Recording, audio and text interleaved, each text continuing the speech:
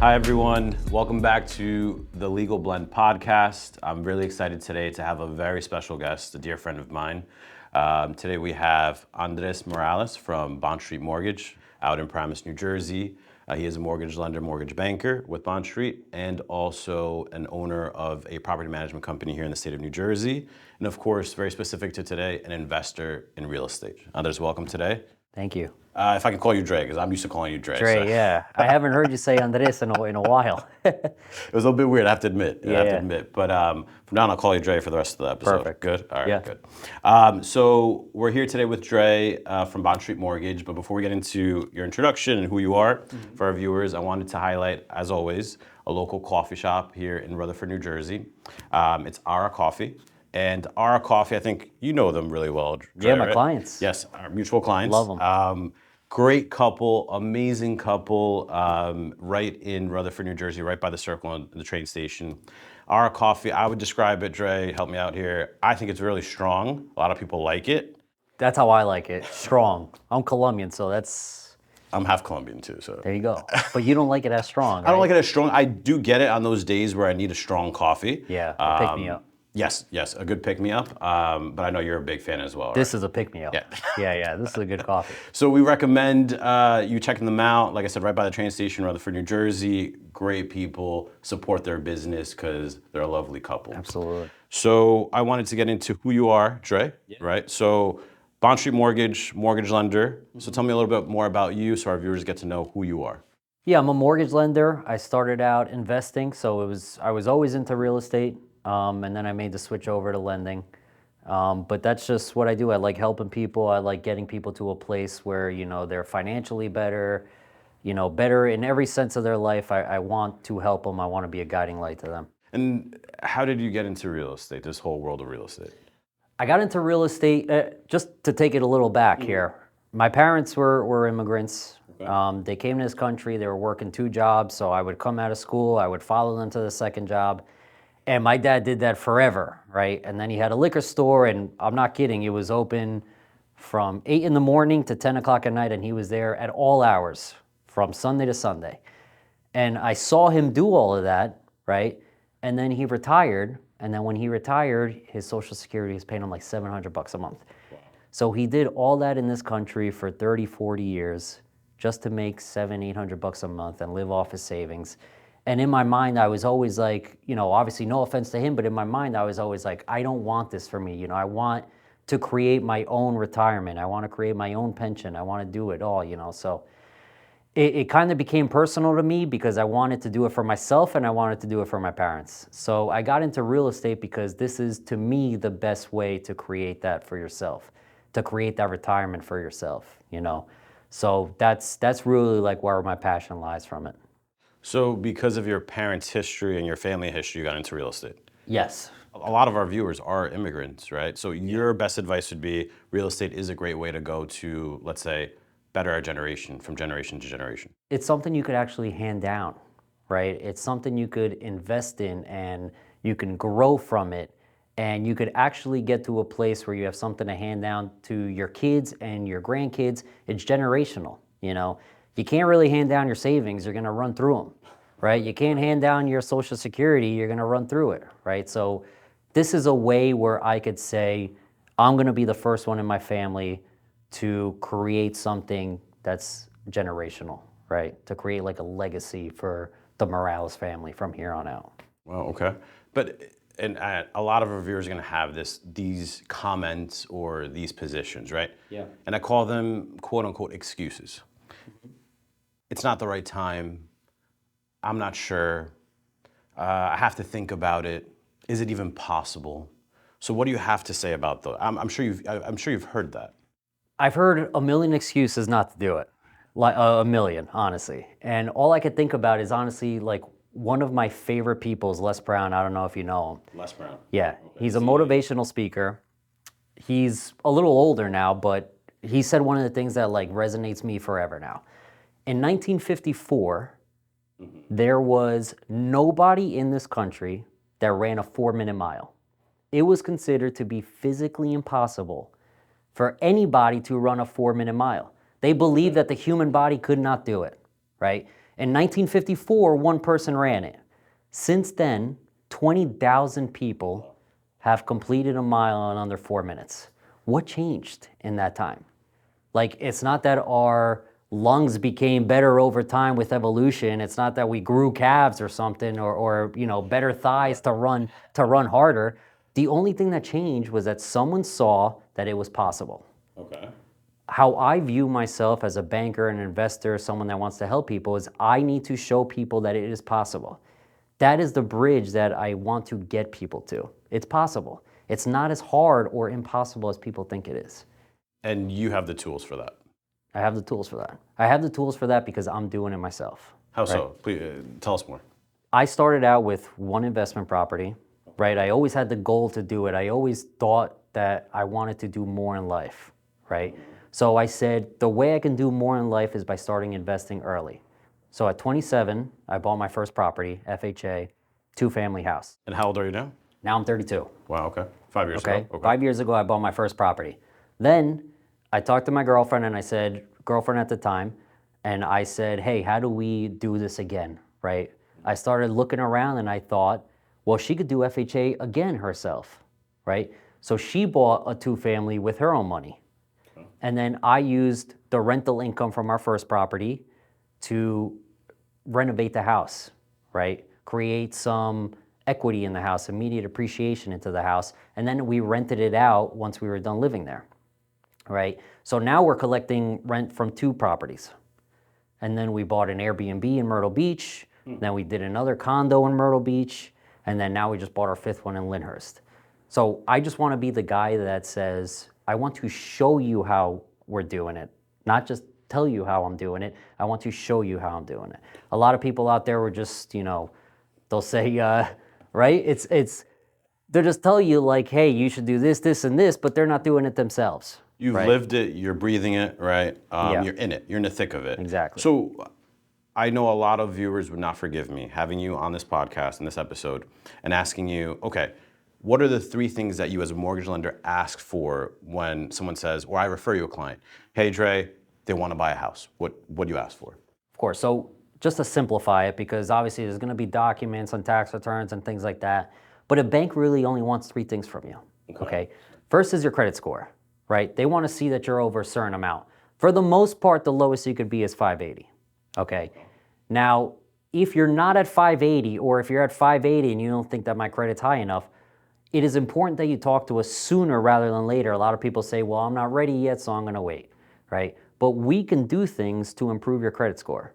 And by us improving your credit score, we're going to make you a stronger buyer, right? We're going to put you in a position where you could actually afford more, have a higher purchase price. So it's very important to talk to us early, right? Second thing a bank looks at is your DTI. And what is that? Your DTI is your debt to income ratio, okay? For the most part, a bank does not want to lend you money if you're going to be over 50% in debt. 50% in debt. Yep. In total. Total. So say you make $10,000 a month. Right. They don't want your total debts, including your new house payment, to be over $5,000.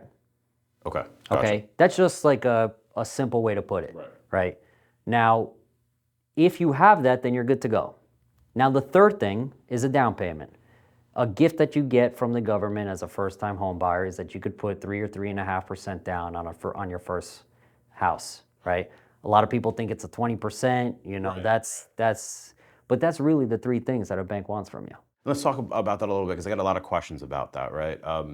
The government gives you a gift that they give you a 3.5%, you said. So Yeah, what that's type of the loan would FHA. that be? FHA, okay.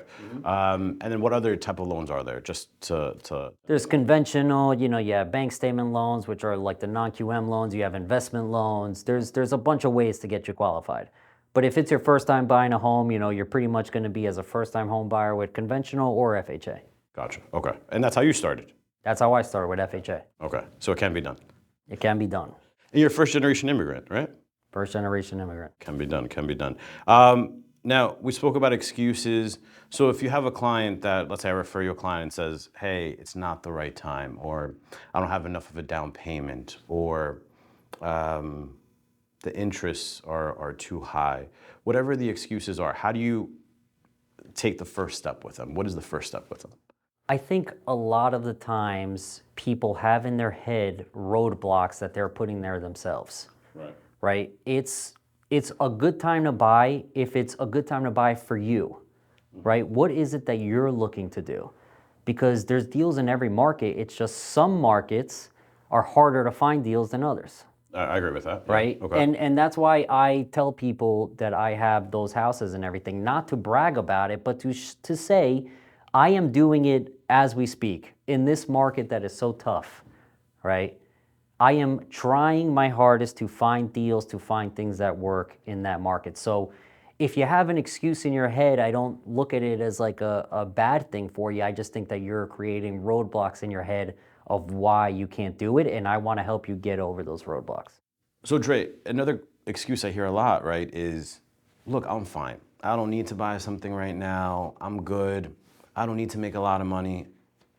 I'm good, right? What would you say to that? With that question, I try to be as respectful as possible, and I say that, is it that you're fine, or is it that you're settling with where you are right now? Okay, and the reason I ask that is because I always bring up this story.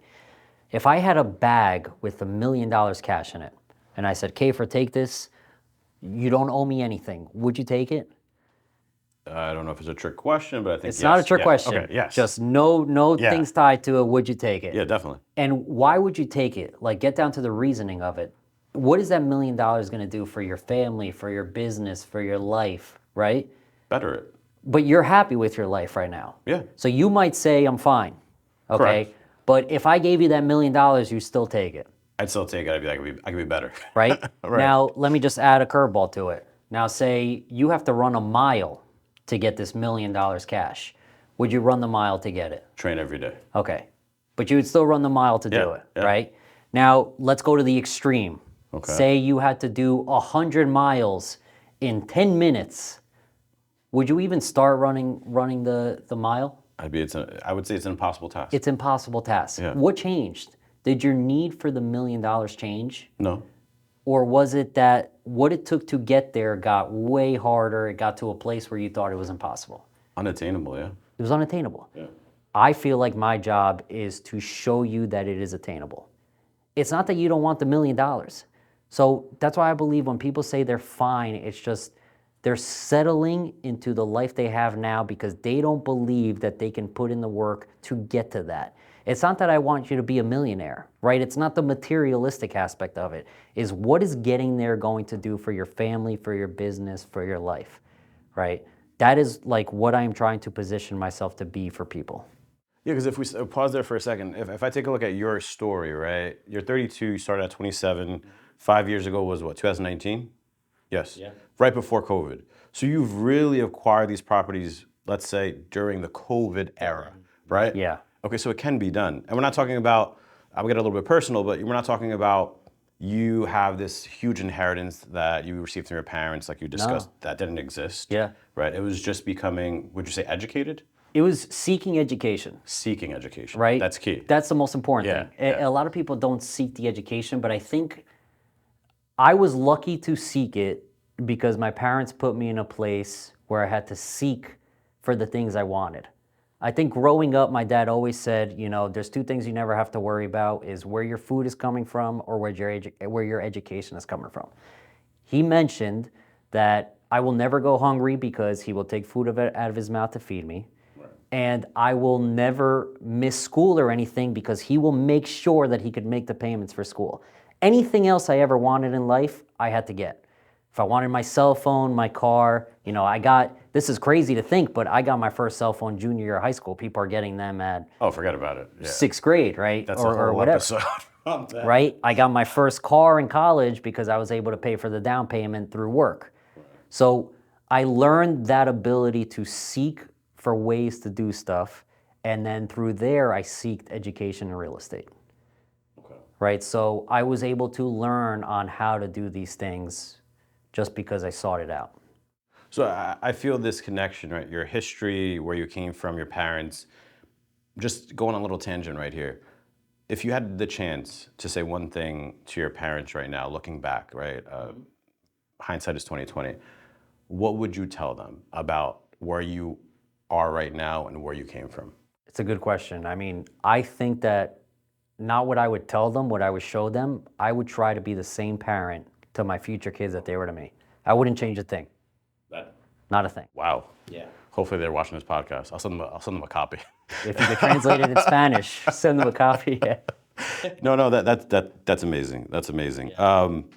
So let's talk about your current situation. 5 houses, you've done it in basically 5 years, right? Like you said, you don't talk about it as a bragging point, but as, hey, I did it, you can too, right? So another thing I hear a lot is it's a bad market. The past few years, even realtors say it's a bad market out there. Would you agree with that?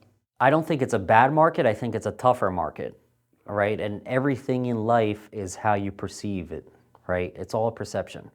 So just because it's a tough market doesn't mean there's no deals out there, right? There's deals out there because I have investors that call me and say, hey, I found this deal and it's incredible, like I need to close it, right? But that just shows that there are deals out there. It's just they're harder to come across. And just because they're harder to come across doesn't mean you got to stop looking, right? It doesn't mean you paint it with a broad brush and say, you know, I'm done investing in this market, right? Because you might miss out in 3 years of cash flow, 3 years of rental income. Definitely, definitely. So you talk about perception, you talk about seeking education, having the tools. Why should our viewers think about you as an option? Why choose Dre from Bond Street Mortgage? What do you offer that's different from everybody else? I think what I offer is that I am actually doing it. Okay, I am actually trying to put myself in a situation where I could tell people, follow me, don't just do this, right? Like follow every single step I took to get here, right? Because now I'm in a situation where, obviously, again, not to brag about it, but now I don't have to pay the mortgage or the car payments or anything like that because I've created that buffer for myself to do that. And 30 years from now, what are those houses gonna mean? You know, when you have them paid off, when you don't have any mortgage, and then now you're at zero in expenses. Obviously, you're gonna have things you gotta fix and everything like that, but you don't have a mortgage and now you have that rental income. So what have you created for yourself, right? So that is what I'm trying to get across to people. That is everybody I talk to. I take it personal. Like I want you to follow me into what I'm doing and I want to grow with you. You know, it's not one of those things where I want to use you or I want to sell this to you or I don't want to come off as a salesman. I want to come off as somebody that wants to be surrounded by people that want to grow and create that fire in people that want to grow and grow myself. You touched upon something, and let me ask you, out of the 5 properties, are they single-family homes or multi-dwellings? It's 2 multifamilies. Okay. It's a condo in Myrtle Beach for Airbnb. It is a house in Myrtle Beach for Airbnb. And then the other is a Lyndhurst single-family home. Okay. So another question I get a lot, right, is Kaefer, yes, it'd be great to have a 2-family, 3-family, 4-family, but let's get past the financial aspect, but the headaches, Kaefer, right? Do I really want to be out with my friends on a Saturday night or with a family and I got a call saying the boiler broke or there's no heat or there's no water? Do I really want to deal with that headache? What would you say to that? I hear it all the time. Okay. The number one excuse, the golden one, is I don't want to fix a toilet at 2 in the morning. And what I tell people in the 5 years of owning it and with the property management company I own as well, I have never in my life I don't know how to fix a toilet at all. And I just want like your viewers to know that I can't fix a toilet. I could barely hang a picture. Gotcha, Right? okay. It should not stop you. You have to surround yourself with the team that can do it. If the toilet breaks, I'm gonna call a plumber. And it's not an emergency. If someone's calling you at 2 in the morning, chances are it's either an emergency and they're going to call you back multiple times. And if it is an emergency, what can you do to help? Right? They're going to call the cops, they're going to call the fire department, you know, whatever. If it's a leaky pipe, what's going to happen? You're going to call a plumber to come the next day, you're going to call whatever. So you're just going to surround yourself with the right pieces. But you do that beforehand, right? Okay. So you just put yourself in a position where you're not going to go there and get your hands dirty and do all those things. You're going to analyze that with the cash flow. You're going to say, you know, this property is collecting this much a month, and I am going to set this much aside for repairs. And now you have that money there to call the plumber, to call whatever you need to. Gotcha. And how would you protect yourself? We're talking about preparation, having the right team, the right tools. How would you protect yourself as far as preparing and protecting yourself in these situations? Systems in place are huge, right? A strong lease is huge. You know that better than anybody, right? Creating contingencies in your lease that, for example, I have in my lease that if I have a call for service, the tenant has to pay the first $100 of it. Okay. Now, that creates a situation where they're going to take care of the apartment more. Because a call I get every single time is the bathtub is clogged.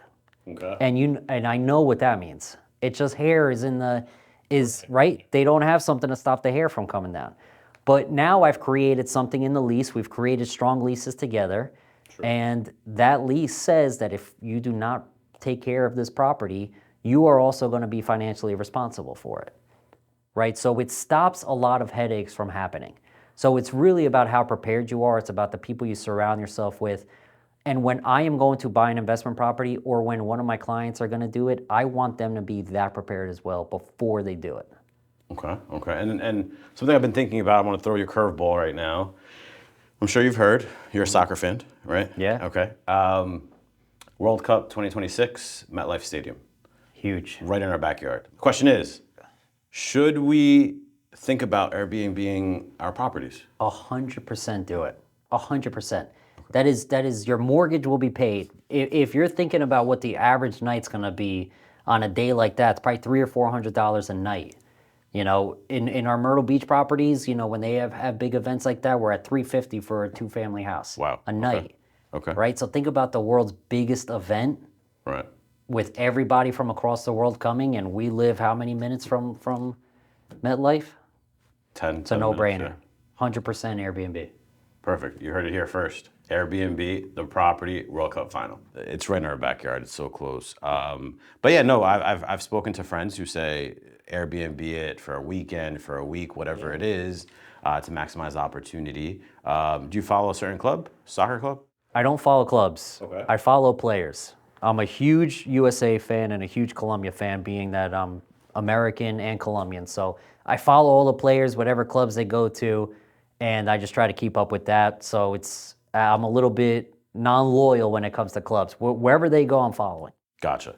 And played throughout high school, college? I played throughout high school. I played Paramus Catholic as a center. Oh, right mid. here. Yeah, right here. Yeah. We were a good team. I mean, Center mid. Center mid, yeah. Same. Yeah, we share that. I see the vision now. Yeah. But okay, Paramus Catholic, soccer, we have that in common. So you've been a local guy, because Bond Street, you're out of Paramus now. We're out of Paramus. I grew up in North Bergen, West New York. I've been pretty much all over Hudson County. Gotcha. So I am a local guy. I know the local market. I know, how to analyze those properties, how to look at the rental income for it, the potential, everything about North Jersey. Okay, so you just mentioned something, the potential of a property. Let's talk about another topic that I get asked about a lot, cash flow.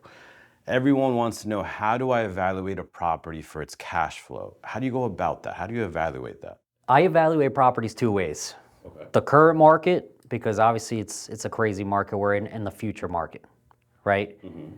What I try to tell investors the most is, do not just look at a deal and say it doesn't work. Look at every single deal that comes across your table and say, how do I make this work, right? It's going to create a process in your head of adding cash flow to something, adding potential to something, adding revenue to something, and you're gonna go through that exercise every single time. And what that's gonna do is, now you could look at a house and say, well, I need to add maybe parking for driving, right? Or maybe I need to add coin-operated machines. Or maybe I need to raise the rents and I got to get this tenant down and raise the rents on her property, right?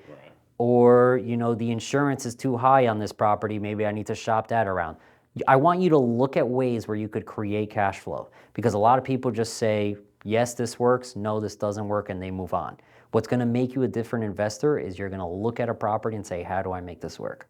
Yeah, because I know a lot of lenders, hard money lenders even, who have an algorithm or a spreadsheet that say, green light, red light, yes or no, right? Yeah. So you're telling me that you adapt with your client? You adapt. Okay. With the client and with the market. Gotcha. The second house we bought was in Garfield, okay. Right? I'll tell you a story about this one real quick. It was a handicapped person that was living there. So they created the house to work for a handicapped person, right? It was handicapped stairs, but it was also they turned one of the bedrooms into a bathroom, so now it was a 2-bathroom and 1-bedroom. So everybody that was looking at this house in Garfield, which was 400 grand, by the way, you'll never find that again. Yeah, It's you crazy. don't hear that. Okay. Everybody that was looking at that house was saying, "No, this is a weird layout. I can't do this." I walked into that house and I thought, "How do I make this work?" And in my head, I'm like, "All I have to do is turn this bathroom into a bedroom. Now I have a 2-in-1. I could also do the same thing upstairs because they did it upstairs.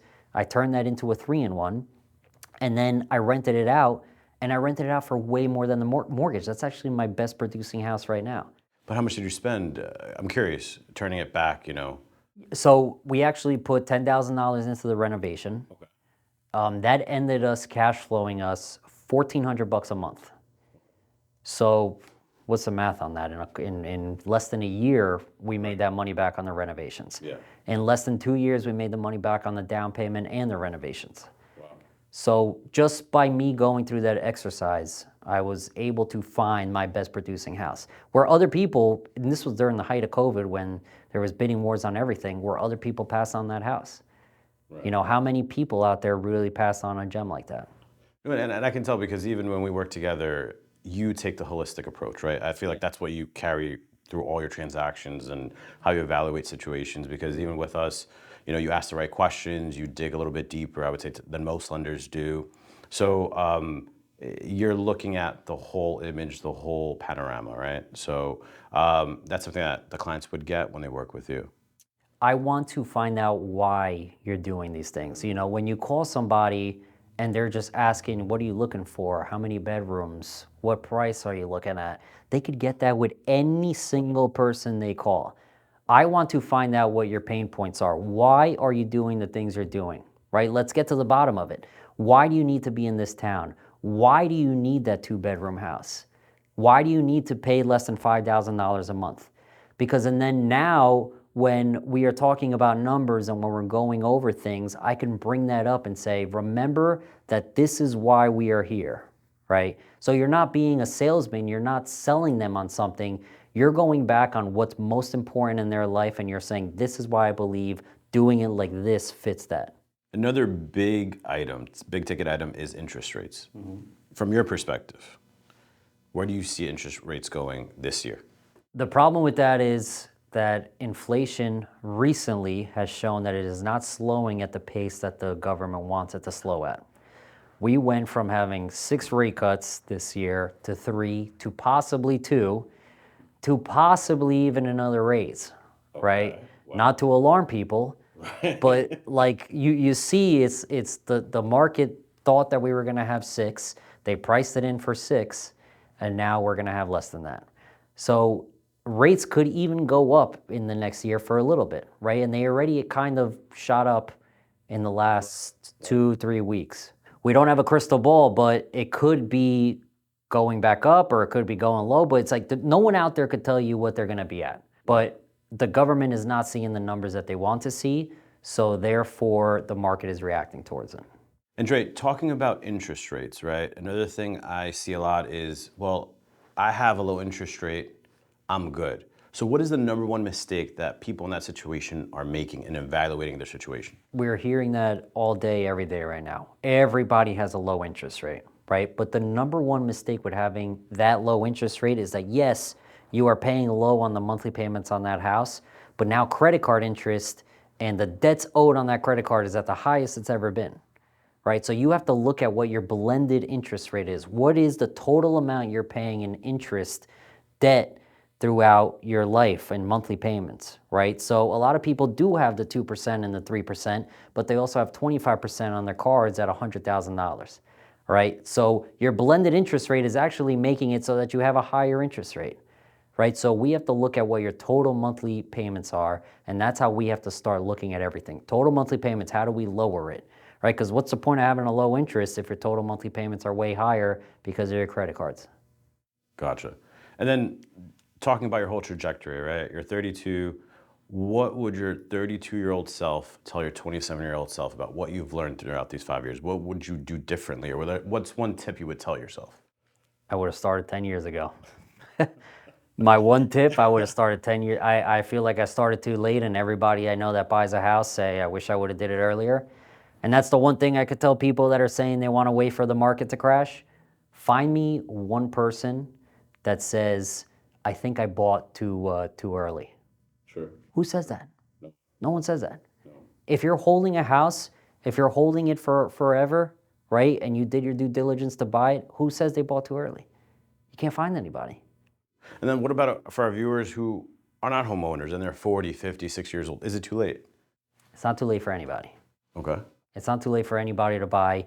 But again, it comes down to your scenario, right? I don't want to just be the guy that says, you know, buy now, buy now, buy now. It's like, what is important to you in your life? That's why I ask those questions that I ask. Why is it that you're on the phone with me right now? Like, what brought you to pick up the phone and talk to me, right? Because, and then that way I know if it's good for you.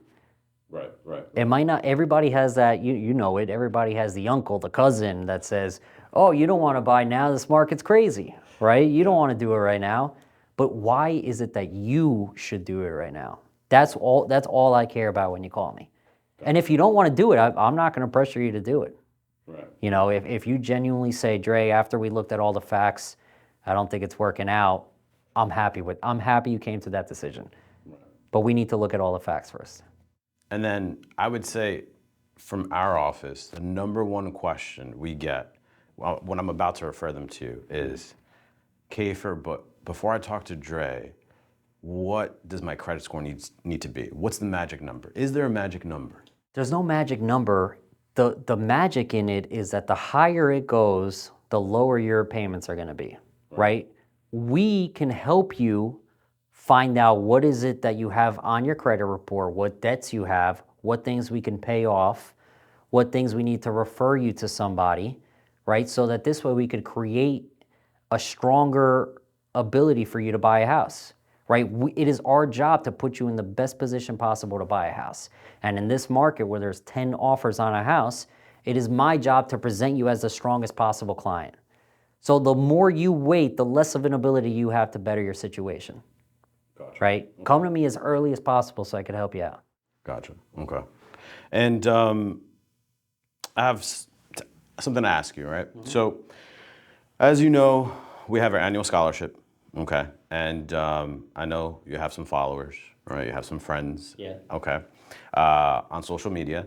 So, in preparation for annual scholarship, the Garciela annual scholarship, I wanted to pose a challenge to you. And I know you're a bit competitive. I know that from personal experience. A little bit. A little bit. I'm thinking this. When we drop this episode, and we publish the first or second short before we drop the whole episode, I want to challenge you to the following. You and your followers against our followers, Garciela. You sure? I'm pretty confident. Okay. People out there, please do not fail me because I'll explain why. Please don't fail me. We'll drop a short in the comment section in Instagram. We're going to have people, your followers, your friends supporting you. Just comment Dre in the comment section, okay? For us, they would comment Kaefer in the comment section. And let's say you get 100 comments with Dre and I get 60 comments with Kaefer. That difference of 40, the losing party would donate $100 per person. Ooh. Okay, so in that scenario, if you got 100 Dre's and I got 60 Kaefers, I would donate 40 times 100 towards an annual scholarship. You sure? So do you want to accept? I'm in. You're sure? I'm in. You heard it, everyone. He's in, right? So we'll lock him in. You better cut back on the dinners then, because you'll be paying. So everyone out there, this is my pitch. Garciela, let's show them how strong we are. Dre, we'll see. Okay. Perfect. And that'll be, let's say, the first short we drop. So we'll see who wins. And for those of you who do not know what the Garciela Annual Scholarship is, it's basically every year we choose one candidate, a graduating high school senior in the state of New Jersey, and we donate certain funds to help them with their college expenses moving forward. So please think about helping us out. All you have to do is comment in the section below. And please, again, he'll brag about it the whole year. So guys, show up. I will not stop. I know, he will not stop. He will not stop. Yeah. And before I let you go, Dre, one thing, I would say number one tip as a mortgage lender to all our viewers, what would it be? It's a good question. I mean, number one tip I would say is to seek education on it, right? Call me and don't think that just because you're calling me, you are saying I want to buy a house, right? Because people are afraid of calling because they're saying it's a little early and I might not be too committed yet, you know, and I don't want him to think that I'm gonna buy a house already. It's like, just call me and let's strategize on it. The number one tip is let's talk through all the potential speed bumps you might have. That's like the number one thing for me. You know, it's let's find a way to do it. Let's if you can't do it tomorrow, let's find a way to get it done in 3 months, 6 months, a year from now. But let's actually talk through what it is that you believe the hurdles are. And the call's free. Call's free. Call's free. Consultation's free. Perfect. Again, thank you, Dre, for coming on today's episode. And for everyone, if you want to get in contact with Dre, if you want to follow him on your social media, what would it be? Yeah, it's Dre_Bond Street Mortgage for my lender page, and it's NGPM_LLC for our property management page. And of course, we'll find out who's the winner, all right? Find out. I know who it's going to be, but we'll find out. Guys, thank you for viewing this episode. We had a great time with Dre today. And again, in the comment section, we dropped the first short. Please support. Let's make that annual scholarship this year even bigger than last year. Thank you. See you next time.